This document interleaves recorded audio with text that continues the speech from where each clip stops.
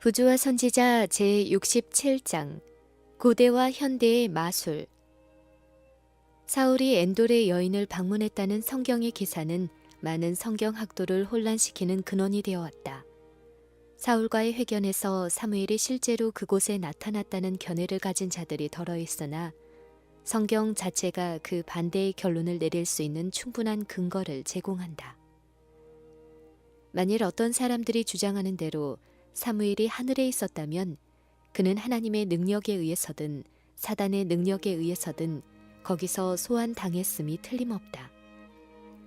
아무도 잠시나마 사단이 하나님의 거룩한 선지자를 하늘에서 불러내려 버림받은 한 여인의 주문을 높이게 할 능력을 가졌다고 믿을 수 없다. 우리 중 아무도 하나님께서 사무엘을 불러 무녀의 동굴에 보내셨다고 단정할 수 없다. 왜냐하면 이는 여호와께서 이미 꿈으로도 우림으로도 선지자로도 사울과 교통하기를 거절한 까닭이었다. 이러한 방법이 하나님께서 친히 지정하신 교통의 매개체들이며 그것을 무시하고 사단의 대리자를 통하여 기별을 전하시지 않으셨다. 기별 자체가 그 근원을 충분히 증거하고 있다. 그 목적은 사울을 회개시키려는 것이 아니요 그를 멸망으로 밀어넣는 것이므로 이것은 하나님이 하시는 일이 아니요 사단이 한 일이었다. 더욱이 무녀에게 의견을 청한 사울의 행위가 그가 하나님께로부터 버림을 당하고 멸망을 받게 된 이유라고 성경은 다음과 같이 말하고 있다. 사울의 죽은 것은 여호와께 범죄하였음이라. 저가 여호와의 말씀을 지키지 아니하고 또 신접한 자에게 가르치기를 청하고 여호와께 묻지 아니하였으므로 여호와께서 저를 죽이시고 그 나라를 이새의 아들 다윗에게 돌리셨더라. 여기에 직접 사울이 여호와께 묻지 아니하고 신접한 자에게 물었다고 기록되어 있다. 사울은 하나님의 선지자 사무엘과 교통하지 아니하고 무녀를 통하여 사단과 교통하였다.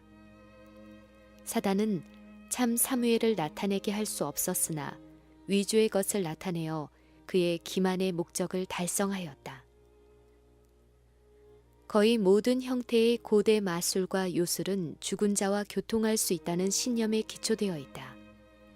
강신술을 행하는 자들은 죽은 사람들과 교제하며 그들을 통하여 장래에 일어날 사건에 대한 지식을 얻을 수 있다고 주장한다.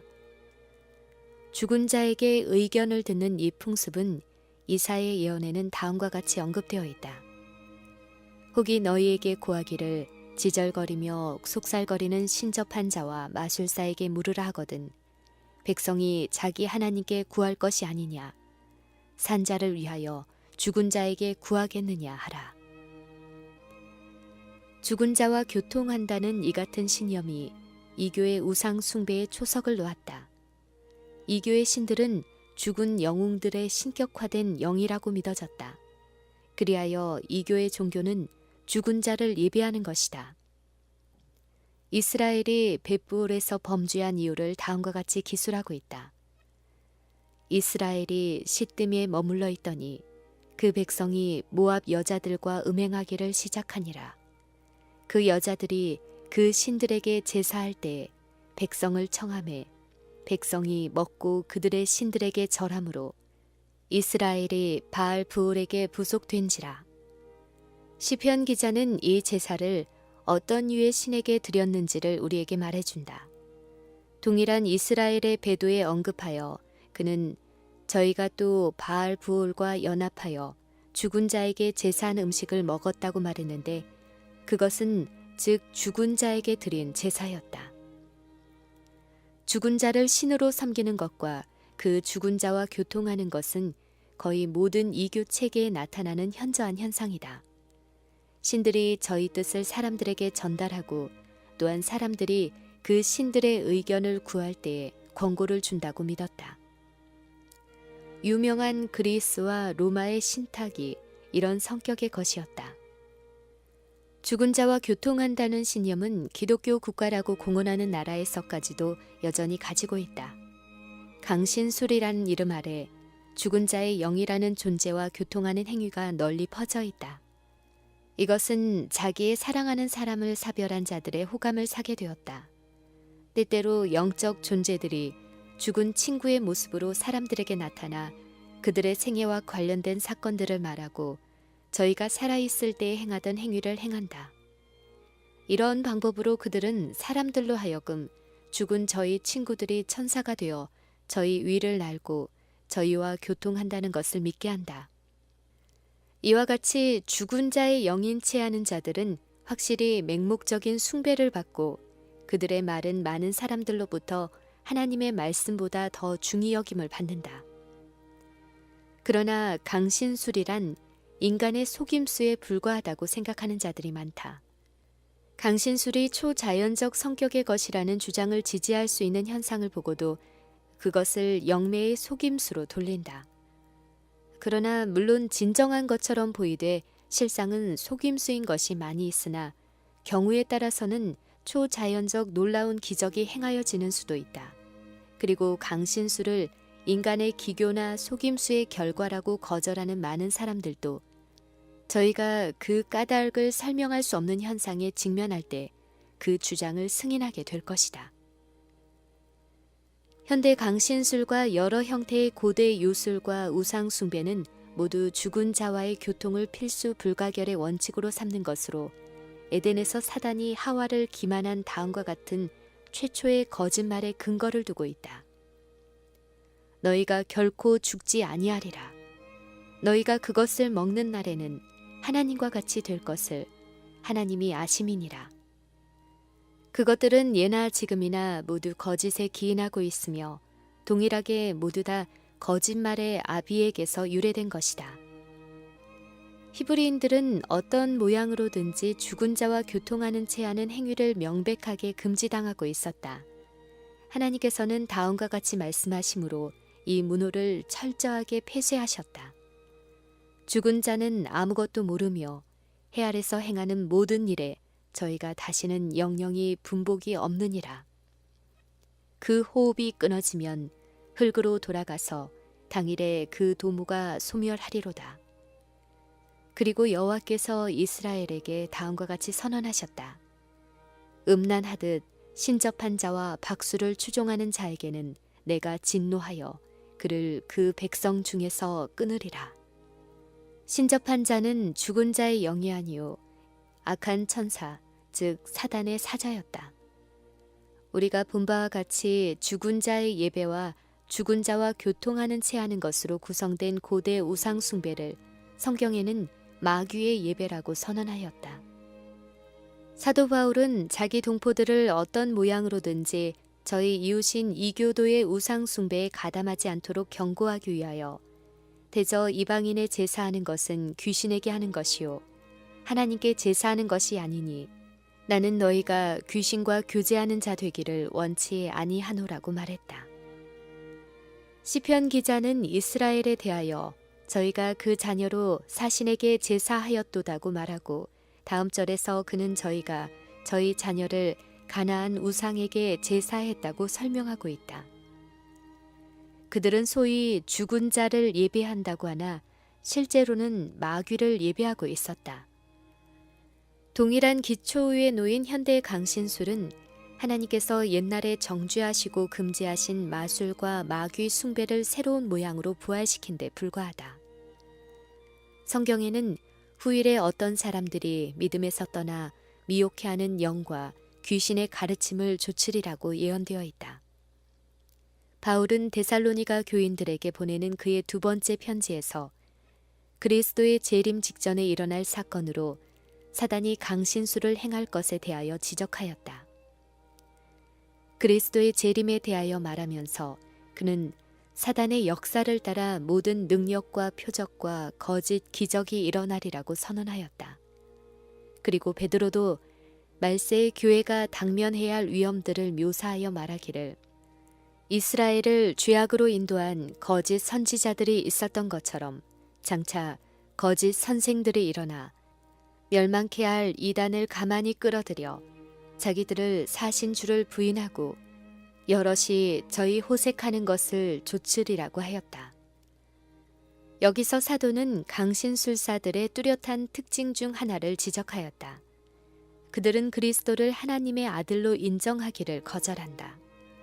이와 같은 교사에 관하여 사랑하는 제자 요한은 다음과 같이 말했다. 거짓말하는 자가 누구뇨? 예수께서 그리스도이심을 부인하는 자가 아니뇨? 아버지와 아들을 부인하는 자가 적 그리스도니 아들을 부인하는 자에게는 또한 아버지가 없느니라. 강신술은 그리스도를 부인하므로 아버지와 아들을 모두 부인한다. 그러므로 성경은 그것을 적 그리스도의 출현이라고 선언한다. 사단은 이미 주어진 사울의 운명을 엔돌의 여인을 통해 말함으로 이스라엘 백성을 함정에 빠뜨리려고 계획하였다. 사단은 이스라엘 백성들로 하여금 무녀를 신뢰하고 그녀에게 묻게 하고자 하였다.